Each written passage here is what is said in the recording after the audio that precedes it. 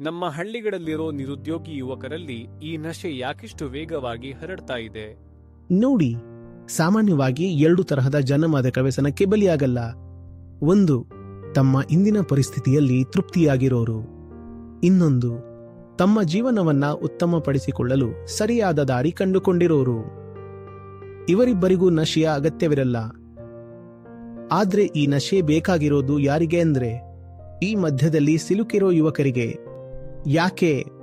ಅವರು ಹಳ್ಳಿಯಲ್ಲಿದ್ದಾರೆ, ಅಲ್ಲಿ ಬಡತನವಿದೆ, ಶಿಕ್ಷಣದ ಕೊರತೆ ಇದೆ ಮತ್ತು ಮುಂದೆ ಬೆಳೆಯೋಕೆ ಯಾವುದೇ ದೊಡ್ಡ ಅವಕಾಶಗಳಿಲ್ಲ. ಆದ್ರೆ ಇವರಿಗೆ ಸೋಷಿಯಲ್ ಮೀಡಿಯಾ ಅಥವಾ ಟಿವಿಯಲ್ಲಿ ದೊಡ್ಡ ದೊಡ್ಡ ನಗರಗಳ ಕನಸನ್ನ ತೋರಿಸಲಾಗ್ತಿದೆ. ಮೊದಲನೆಯದಾಗಿ, ಆ ಕನಸುಗಳೇ ಸುಳ್ಳು.